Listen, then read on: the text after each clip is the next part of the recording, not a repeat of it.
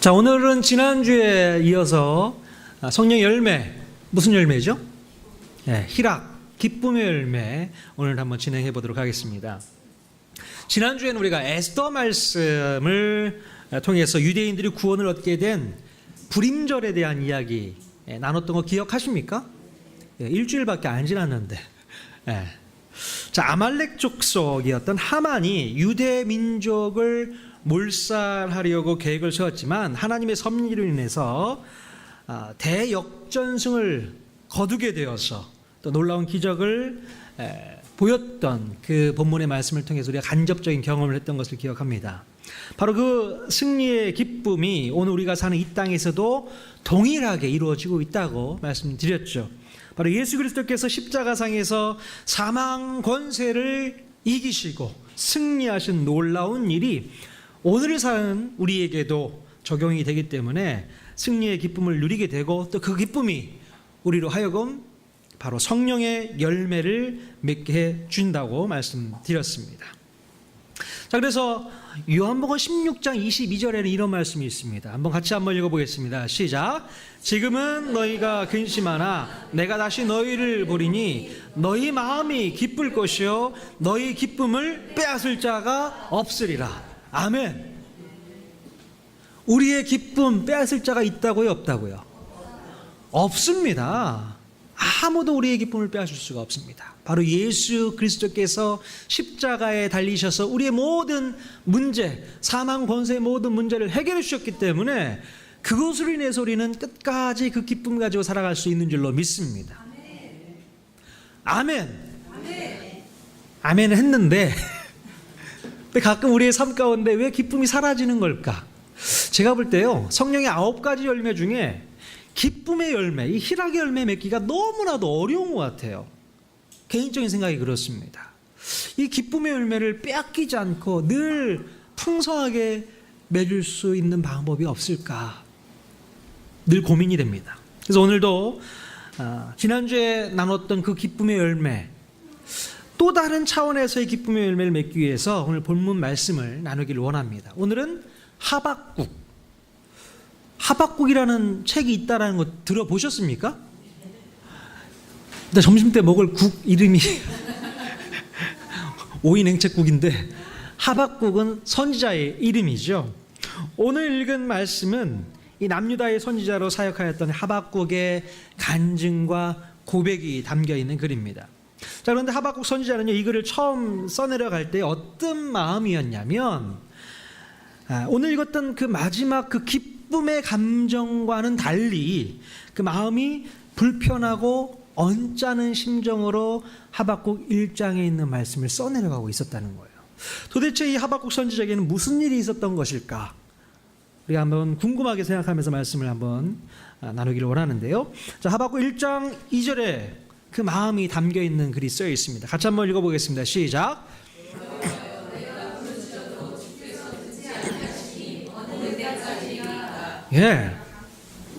여호와여, 내가 부르짖어도 주께서 듣지 아니하시니 어느 때까지 듣지 않으실 예정입니까? 이렇게 질문하고 있어요. 하박국은요, 의인이 고난을 받고 또 악인들이 형통하는 상황들을 지켜보면서 마음이 너무나도 답답했습니다. 왜 하나님께서 이런 상황을 그냥 지켜만 보고 계시냐고 따지고 있는 거예요. 의인이 고난을 받고 악인이 형통하게 되는 것은 너무나도 불공평한 것이 아닙니까? 그렇게 따지고 있는 것입니다.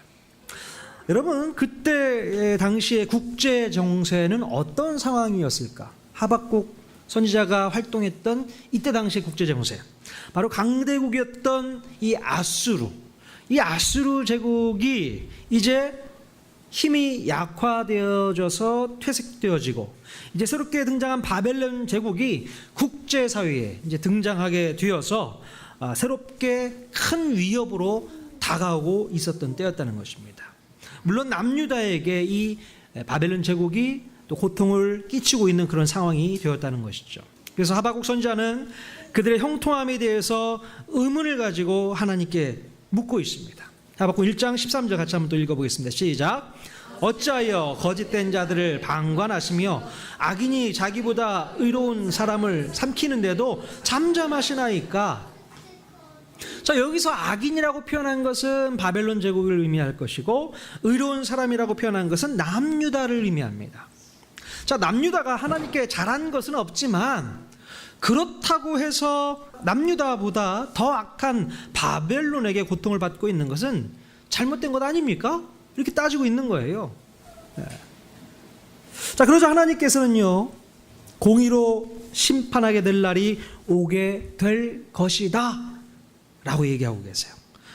비록 지금 눈앞에 나타난 현실이 정의롭지 못하고 하나님의 통치 영역에서 벗어난 것처럼 보일지라도 하나님께서 온 세상을 공의로 다스린다는 것을 믿으라 말씀하고 있는 것입니다. 자, 하박국 2장 3절 말씀 같이 읽겠습니다. 시작. 이 묵시는 정한 때가 있나니 그 종말이 속히 이르겠고 결코 거짓되지 아니하리라. 비록 더딜지라도 기다리라. 지체되지 않고 반드시 응하리라. 아멘. 자, 하나님께서는요, 당신께서 정하신 때가 분명히 있고 분명한 심판이 있을 것이라고 말씀하고 있어요. 그러므로 그 시간이 더디게 올지라도 끝까지 참고 기다리고 인내하라고 하박국 선지자를 설득하고 있는 것입니다. 겉으로 보이는 환경과 또 현상만 가지고 두려워하거나 속상해하거나 가슴 아파하지 말라는 거예요. 결국 의인의 고난도 오래가지 않을 것이고 악인의 형통도 오래가지 않을 거라는 얘기입니다. 그러니까 좀 시간이 걸리더라도 참고 인내하면서 기다려 이렇게 얘기하고 있는 것이죠. 기다려야 돼요. 하나님께서 정하신 때가 분명히 있다라는 것입니다. 하지만 지금은 아니야. 조금만 더 기다려봐. 이렇게 하박국 선지자를 설득하고 있는 하나님의 마음이 이 하박국 선지서를 읽으면서 느껴져야 되는 것입니다. 자, 이런 설명을 들은 하박국 마음 가운데는 어떤 마음이 들까요? 이제 바로 그 입술에서 찬미의 노래가 터져나오게 되는 것을 볼 수 있게 됩니다.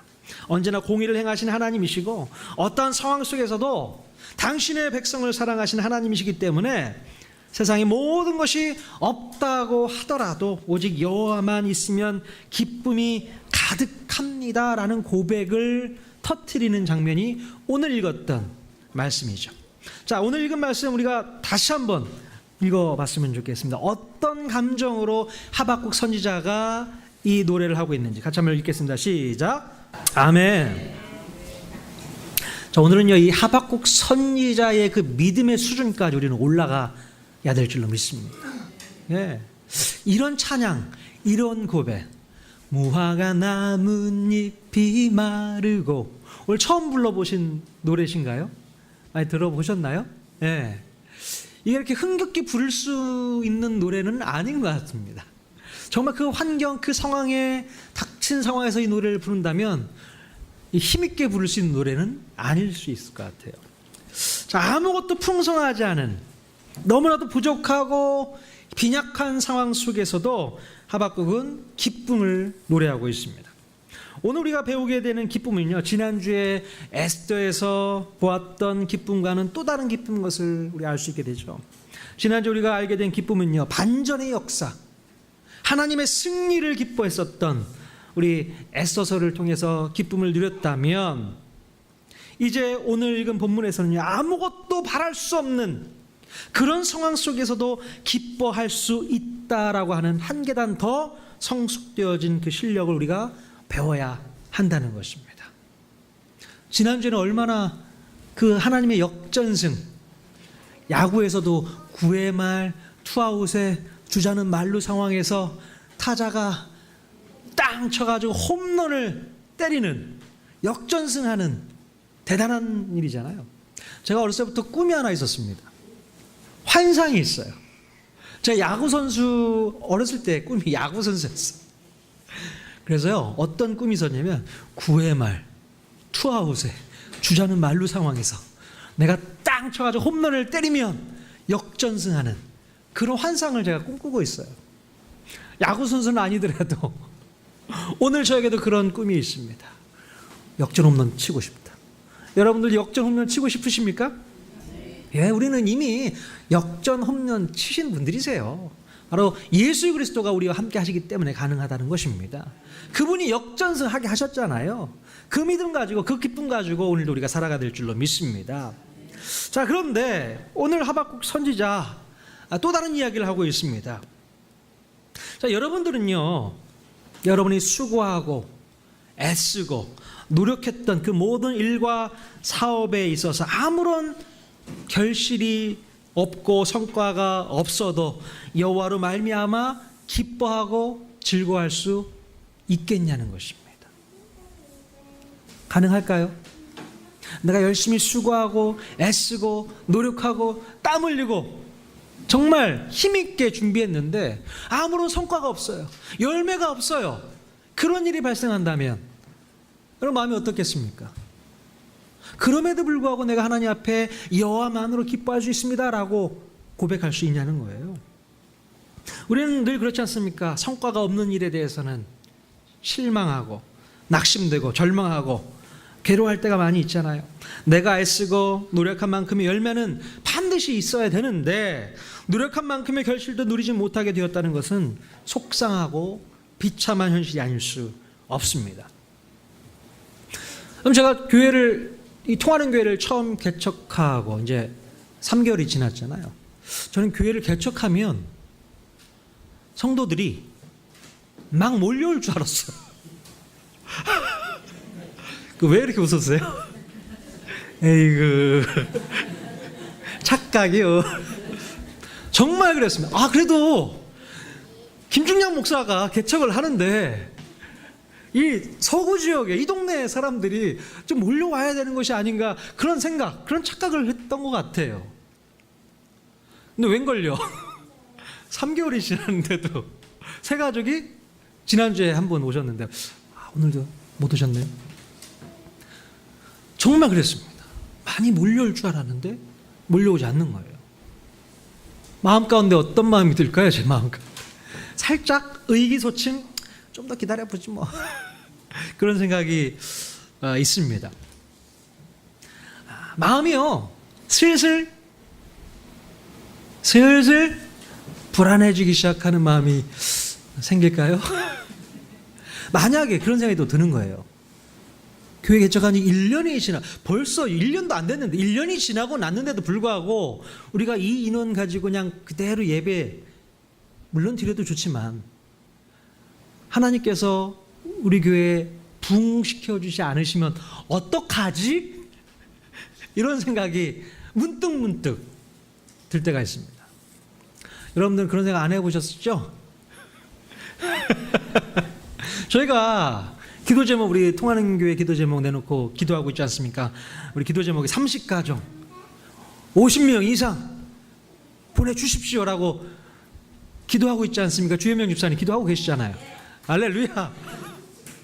믿음으로 기도하고 있는데 하나님께서 올해 말까지 보내주셔야 됩니다. 믿음으로 기도하고 있습니다. 자, 정말 오늘 읽은 이 말씀을 우리가 한번 고민해보면서 이 기도 제목을 가지고 기도하는데요.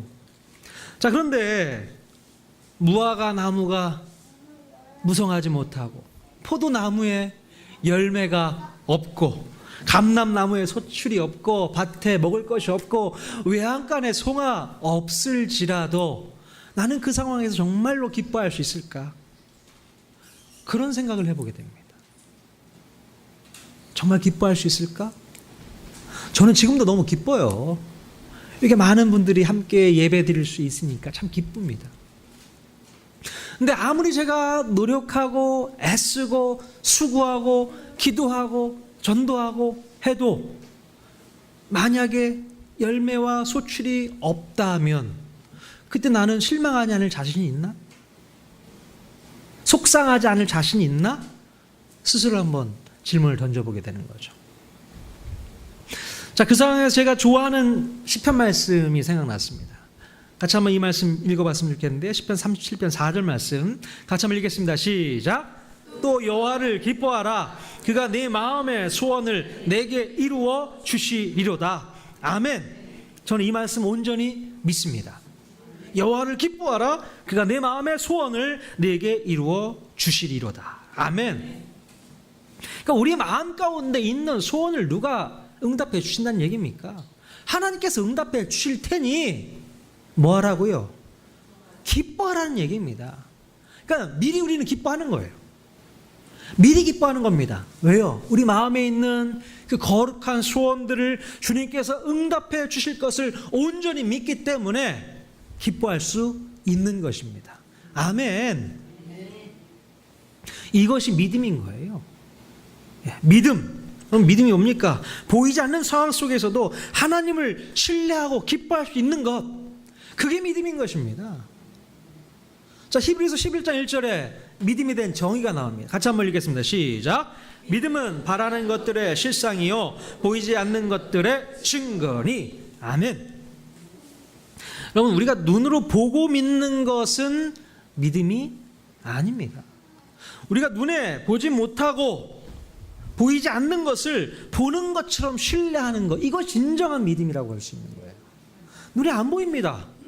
근데 그것이 정말 보이는 것처럼 신뢰하는 것, 그게 믿음이라고 말씀드릴 수 있을 것 같아요. 보이지 않는 증거들을 가지고 보이는 것처럼 설명해낼 수 있는 것, 이게 믿음인 것입니다. 여러분, 과학수사대 여러분 잘 아시잖아요. 어떤 문제가 있는 한 장소에 과학수대가 왔습니다. 여러 가지 널브러져 있는 그런 모습들, 그런 증거들이 있잖아요. 증거 자료들을 다 살펴보면서 지문을 채취하고 뭔가를 이렇게 살펴봤을 때 그 모든 증거들을 가지고 여기서는 어떤 일이 이루어졌겠구나라고 추측을 해내잖아요. 바로 그런 것과 같다는 거죠. 믿음은 바로 이 증거라는 것입니다. 보이지 않는 것들의 증거. 그 모든 믿음의 증거들을 가지고 보이는 것처럼 말할 수 있는 거예요. 그게 우리의 믿음이 될 수 있는 것입니다. 눈에는 앞이 보이지 않습니다. 어떤 일이 벌어질지, 어떤 일이 이루어질지 아무것도 보이지 않는 상황 속에서도 하나님을 믿는 우리에게 보여주셨던 그 믿음의 파편들이 하나하나 엮이면서 하나님을 설명해낼 수 있는 거죠. 하나님은 당연히 그 일을 하실 수 있어. 여호와를 기뻐할 수밖에 없는 우리의 모습이 되는 줄로 믿습니다. 그럼 출애굽기 14장에 보시면요, 이스라엘 백성들이 애굽에서 탈출하고 홍해바다를 건너는 놀라운 기적을 체험하게 됩니다. 자, 뒤에서는 애굽 군대가 따라오는 상황이었고요, 앞에는 홍해바다가 가로막고 있습니다. 자, 그런 상황에서 모세가 바다 위로 손을 높이 들자 어떤 일이 발생합니까? 홍해바다가 갈라지게 되잖아요. 갈라져서 물벽을 이루게 되고 마른 땅을 이스라엘 백성들이 다 건너가게 돼요. 그러고 나서 이제 뒤에 따르던 애굽의 군대가 따라오면서 다시 물이 흘러가면서 수장되는, 그래서 애굽 군대가 완전히 멸망하게 되는 놀라운 일들이 출애굽기 14장에서 우리가 볼 수 있게 됩니다. 이 놀라운 기적을 체험했던 이스라엘 백성들 얼마나 기뻤을까요? 역전승이잖아요. 대역전승. 자, 그래서 출애굽기 15장에 보시면요, 이스라엘 백성들이 그 기쁨이 너무 좋아서 하나님을 찬양하는 본문 말씀이 있습니다. 같이 한번 15장 1절 2절 같이 한번 읽겠습니다. 시작. 내가 여호와를 찬송하리니 그는 높고 영화로우심이요 말과 그 탄 자를 바다에 던지셨음이로다. 여호와는 나의 힘이요 노래시며 나의 구원이시로다. 그는 나의 하나님이시니 내가 그를 찬송할 것이요 내 아버지의 하나님이시니 내가 그를 높이리로다. 아멘. 얼마나 좋았을까. 430년 동안 그 애굽에서 노예 생활을 했던 이스라엘 백성들이 이제 하나님께서 우리를 부르셔서 가나안 땅, 젖과 꿀이 흐르는 가나안 땅으로 우리를 이끌어내신다는 그 기쁨과 그 사명 가지고 이제 출애굽을 하지 않습니까? 출애굽하는 과정 가운데서도 하나님께서 기적을 보여주셨잖아요. 그래서 너무나도 기쁜 나머지 이 찬양을 부르는 모습이 출애굽기 15장에 기록되어 있습니다. 자, 그런데 이스라엘 백성들의 기쁨과 감동이 넘치는 찬양을 부르고 나서 문제는 또 시작이 됩니다. 자, 이스라엘 백성들이 홍해를 건너고 나서 이제 곧바로 광야 3일 길을 또 걸어야 되는 시간이 왔어요. 광야에 3일 길을 걷는다는 거, 여러분 상상을 해보셨습니까? 광야는 물이 없어요. 먹을 것이 없습니다. 그 길을 3일 동안 걷는다고 한번 생각해 보세요. 자, 그들이 반응이 어땠는가? 자, 출애굽기 15장 22절 또 한번 읽어보겠습니다. 시작. 수르 광야로 들어가서 거기서 사흘 길을 걸었으나 물을 얻지 못하고, 자 24절 또 읽겠습니다. 백성이 모세에게 원망하여 이르되 우리가 무엇을 마실까 하매. 자, 지금 어떤 일이 벌어진 거예요? 물이 없으니까 누구를 원망하고 있습니까? 백성들이 모세를 원망하고 있어요. 아니 모세, 우리 이러려고 지금 탈출시킨 거야? 아니 왜 이런 곳으로 우리를 인도해낸 거야? 지금 모세를 원망하고 있는 것이 누구를 원망하는 겁니까? 하나님을 원망하고 있는 거예요. 아니 조금 전까지만 해도 와 역시 하나님 대단하셔, 그 기적을 일으키셨던 하나님 너무나도 놀랍구나 라는 찬양을 하고 간증을 하고 막 그랬던 이스라엘 백성들이 지금 물 좀 못 마셨다고, 너무 힘들다고 하나님을 원망하고 있는 그런 모습이 바로 이어지고 있는 것을 보게 됩니다. 출애굽의 기쁨을 감추지 못하고 찬양하던 그 입술은 다 어디 갔고 이제 하나님을 원망하고 있는가. 참 안타깝죠.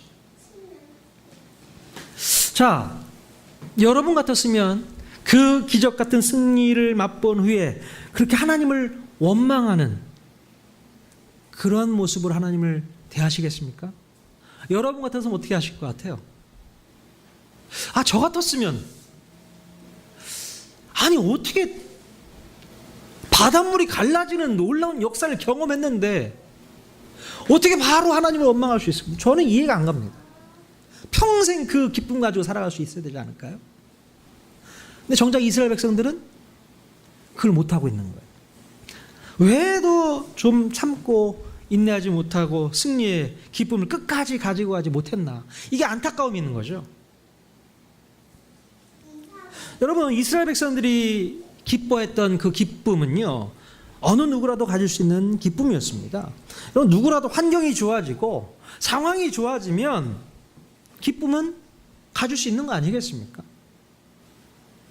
그렇잖아요. 오늘 우리도 또 기쁨이 있을 수 있잖아요.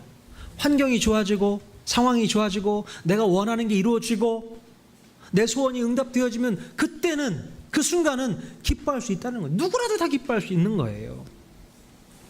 자, 그러나 좋지 못한 상황과 환경이 이어지게 되면 그때 우리의 기쁨 계속해서 맺을 수 있을까? 기쁨의 열매를 맺을 수 있을까? 그런 고민을 우리가 할 수밖에 없는 상황이라는 겁니다. 자, 그러나 우리가 그런 상황 속에서도 성령님께서 맺게 하시는 그 기쁨의 열매 맺어야 될 줄로 믿습니다. 바로 이 오늘 하박국 선지자처럼 오직 여호와 하나님만으로 인해서 기뻐할 수 있어야 한다는 것입니다. 비록 상황과 환경이 너무나도 고통스럽고 괴로워도 원망과 절망과 좌절에 있어서는 안 되는 줄로 믿습니다. 전능하신 하나님이 바로 나의 하나님이기 때문에 하나님 한 분만으로 만족하고 족하는 그러한 삶을 우리가 살아가야 되는 것이죠. 그것이 바로 믿음인 것입니다. 근데 이게 너무 어렵다는 거죠. 너무 어렵습니다. 여호와 한 분만으로 기뻐한다는 게 너무 어려운 거예요. 제가 그것을 어제 또 한번 경험을 했어요. 매주 토요일마다 제가 송도외과에 가서 아침마다 그 직원들 예배를 인도를 하거든요. 그래서 어제도 이제 예배 인도를 하고 또 이제 그 입원해 있는 환자를 이렇게 한번 살피고 신방하는 시간을 가졌어요. 어제 그 입원실에 가서 이제 신방한 환자는요, 목사님이십니다. 여자 목사님이신데 말기, 암 투병하고 있는 분이셨어요. 지난번에도 한번 제가 말씀드렸었나요? 그분이 이제 많이 힘들어 하시는 거예요. 특별히 최근에도 뭐 항암약을 드시면서 그날 그 전날 밤에도 그 약 때문에 너무 고통스러워 잠을 못 주무셨다고 그런 얘기를 하시더라고요. 근데 그분이 그런 얘기를 합니다. 암에 걸리시기 전에 호스피스 사역을 하셨다고 해요. 암 환자들을 돌보는 호스피스 사역 아시죠? 근데 그 사역을 하면서 한 경험을 얘기하더라고요. 자기가 힘들고 고통스럽고 어려우니까 또 다른 어떤 목사님을 생각나게 되었는데, 그 목사님이 어떤 분이셨냐면 그 목사님도 암에 걸린 그런 분이셨어요. 근데 그분이 너무나도 이 암이 고통스럽고 힘드니까 목사님이 짜증과 불평과 원망과 그냥 입에 담지 못할 욕을 하는 것을 목격을 했다는 거예요. 그러면서 그걸 이해를 못했다는 거예요. 아니 어떻게 목사님이 저럴 수 있나, 일반 평신도도 아니고. 그때는 이해를 못했다는 겁니다. 그게. 근데 내 몸이 힘들고 아프고 고통스럽고 괴로우니까 그게 이해가 된다는 거예요. 그 목사님이 기억이 난다는 거야. 지금 그 여목사님이 그렇게 저한테 얘기를 하는 겁니다. 너무나 극한 상황까지 와버리니까 그냥 목사의 타이틀도 다 내려놓고 그냥 편하게 소리 지르고 힘들다고 고통스럽다고 욕하고 그러고 싶을 심정까지 간다는 얘기를 하더라고요. 얼마나 고통스러웠으면 그랬을까. 그 상황을 보면서 정말 나는 어떨까? 우리는 어떨까? 정신적인 고통은 그래도 믿음으로 신앙으로 이겨낼 수 있다 치지만 육신의 고통, 육신의 아픔, 육신의 통증은 어떻게 할 수는 없는 거잖아요. 그런 상황 속에서도 내 마음 가운데 기쁨 잃어버리지 않을 수 있을까? 그런 도전이 저한테 되더라고요.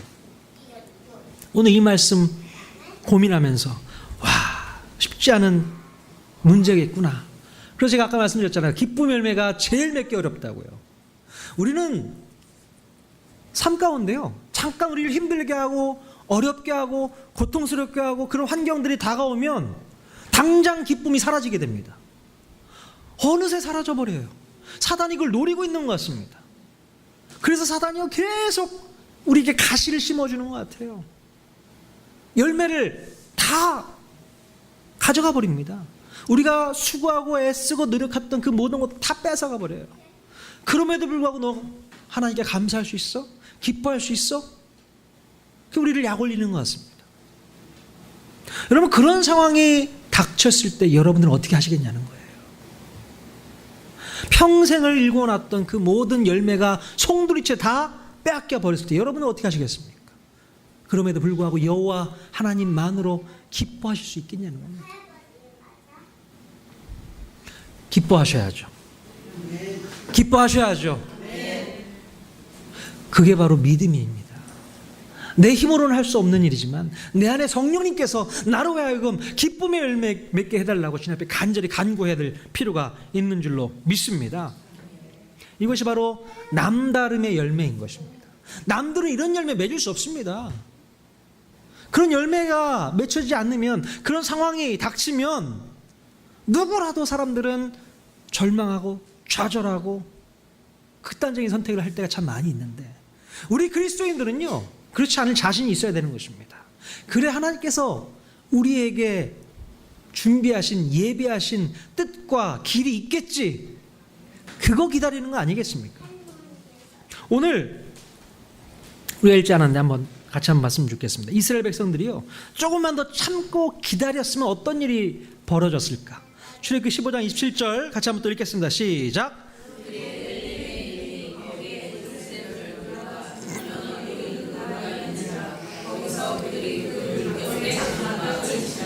예, 이스라엘 백성들이요 홍해 바다를 건넜던 그 기쁨을 간직하고 그 광야길, 힘들지만 어렵지만 물이 없지만 고통스럽지만 좀만 참고 인내하고 걸어갔다면 뭐가 기다리고 있다고요? 엘림에 도착해서 물샘 열둘과 종려나무 70그루가 있는 그 물 곁에 장막을 치게 된다는 것입니다. 좀만 더 참았으면 되는데 그 인내 못하고 하나님을 불평하고 원망하게 됩니다. 근데 이스라엘 백성들 참 이해가 됩니다. 솔직히 그래요. 이해가 되죠. 나 목마른 거는 이해 갑니다. 하지만 내 새끼가 목마르다고 울고불고 하면 그것처럼 견디기 힘든 일이 없잖아요. 내 애가 배고프다고 외치면은 그거 나는 안 먹어도 괜찮아. 내 새끼가 아프다고 하고 그러면 너무 속상하잖아요. 원망이 나올 수밖에 없는 것이죠. 그러나 그 원망 속에서도 참자, 인내하자. 조금만 참으면 엘림이 온다. 물 곁에서 장막 칠 날이 올 것이다. 오늘 그 약속의 말씀 우리가 붙들었으면 좋겠습니다. 아까도 하박국 선자가 이런 말씀했잖아. 2장 3절에 정한 때가 분명히 있다라고 말씀하고 있어요. 그래서 더딜지라도 그 기쁨을 빼앗기지 말고 참고 인내해라라고 말씀하고 있습니다.